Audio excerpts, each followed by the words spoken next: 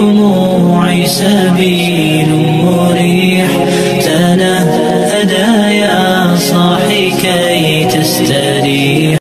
Assalamualaikum warahmatullahi wabarakatuh. Bangsa Indonesia, umat Islam Indonesia harus lebih berhati-hati, harus selalu meningkatkan kewaspadaan, harus pasang badan, harus selalu siap siaga sebelum semuanya terlambat. Tidak boleh diam, tidak boleh bungkam, tidak boleh ngantuk terus. Kita harus sigap dan tegas, kita harus bersuara dan membuat langkah di dalam menghadang dan melawan ajaran dan gerakan Wahabi yang sangat berbahaya dan mengancam keselamatan bangsa Indonesia, keselamatan umat Islam Indonesia, terkhusus umat Islam Ahlus Sunnah wal Jamaah, yang termasuk di dalamnya adalah NU, Muhammadiyah, Jamaah Tabligh, dan yang lain-lain. Apa ancaman dan bahayanya? Banyak sekali, di antaranya adalah seperti berikut ini. Berkenaan dengan gerakan penyebaran paham Wahabi yang marak di Indonesia, bagaimana pendapat Anda mengenai hal tersebut? Wahabi merupakan istilah yang paling awal digunakan oleh Muhammad bin Abdul Wahab, salah satu orang yang kemudian memberikan totalitas kehidupannya pada dunia tauhid dan hadis.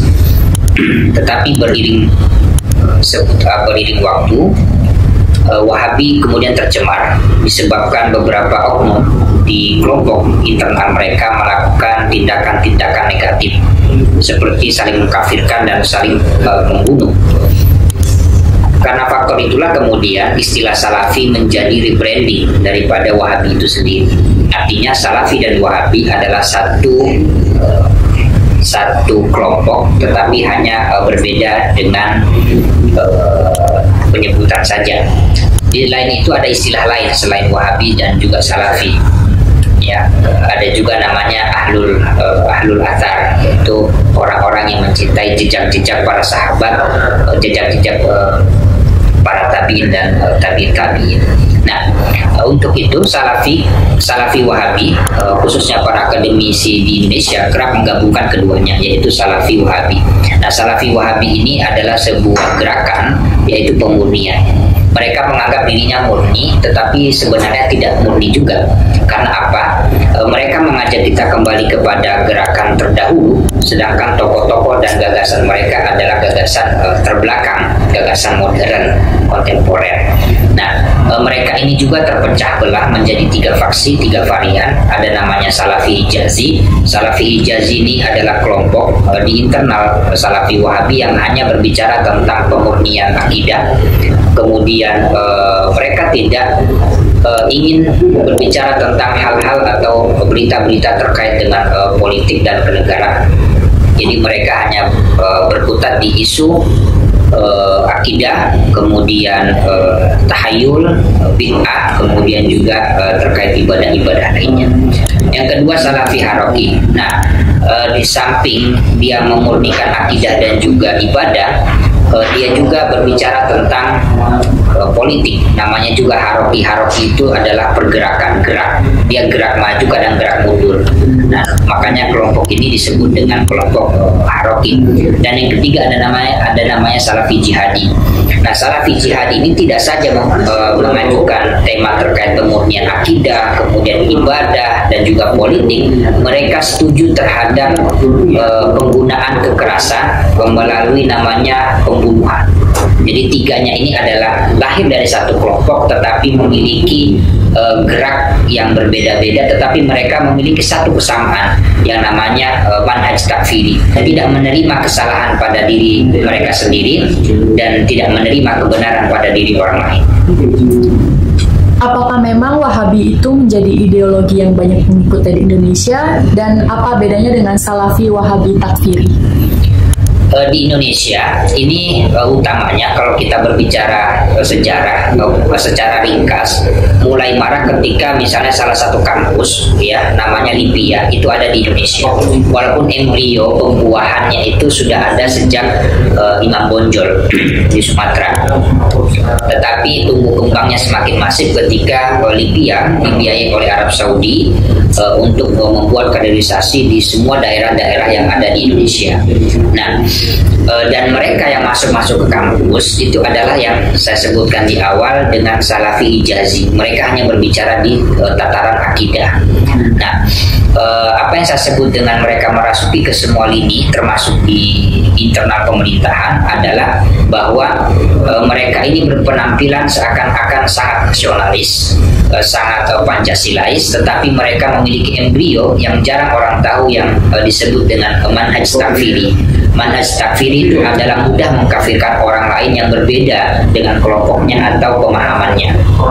Dan kita yang tidak belajar kepada tokoh dia, dan kita yang tidak belajar di circle atau halakoh pengajian mereka, kita belum dianggap adalah orang yang belajar Islam secara keseluruhan atau secara totalitas. Nah, di Indonesia pengikutnya cukup banyak, ya, termasuk di jajaran atau di semua lini, termasuk pendidikan, ya, ekonomi, politik. Mereka merasuk itu semua karena apa? Di satu sisi mereka memiliki bekal yang namanya duit, dan gerakan transnasional ini dibiayai oleh luar negeri. Nah, ini menjadi sebuah tugas dan PR besar untuk kita bahwa Salafi Hijazi, Salafi Haroki, kemudian Salafi Jihadi, walaupun peran mereka berbeda-beda, tetapi jangan kita anggap secara sederhana karena embrionya itu adalah manhaj takfiri. Yang berbeda dengan kita, mereka mampu atau memiliki jiwa untuk memangkas atau membunuh kita sampai pada tahap itu.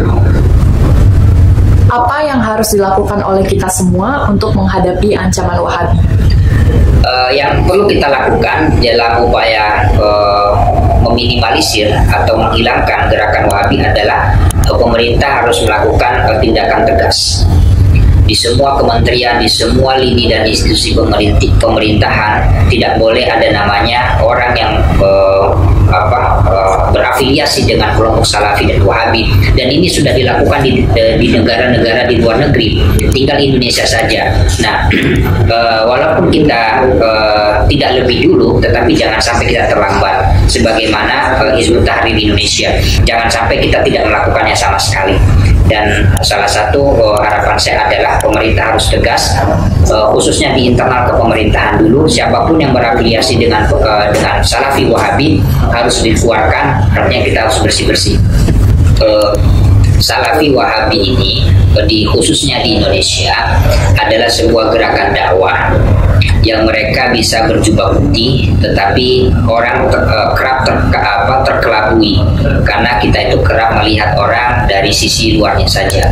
Sedangkan kalau kita menelusuri inti dari pemikiran Wahabi itu adalah manhaj takfirinya. Manhaj takfiri ini adalah salah satu pelajaran atau doktrin yang diajarkan di semua varian-varian dari kelompok Salafi Wahabi, baik Salafi Hijazi, kemudian Salafi Haroki, kemudian Salafi Jihadi. Nah, semua teroris yang ada di Indonesia, apapun kelompok dan jenis dan namanya, mereka semuanya lahir dari ibu yang namanya Salafi Jihadi itu. Nah, Salafi Jihadi ini adalah salah satu varian daripada kelompok Salafi Wahabi yang ada di luar negeri. Dan di Indonesia jangan kita anggap remeh karena mereka di awal-awal mereka hanya melakukan pengkaderisasian, mengajak orang untuk sholat, untuk tahajud, untuk meningkatkan dunia pendidikan. Ini mungkin terkesan cukup baik dan banyak orang terhipnotis oleh model-model dan strategi seperti ini. Tetapi ketika kita sudah masuk ke dalamnya, maka wajah-wajah sejatinya. Jadi kalau kita ingin melihat wajah asli daripada Salafi Wahabi, yaitu adalah ISIS itu sendiri.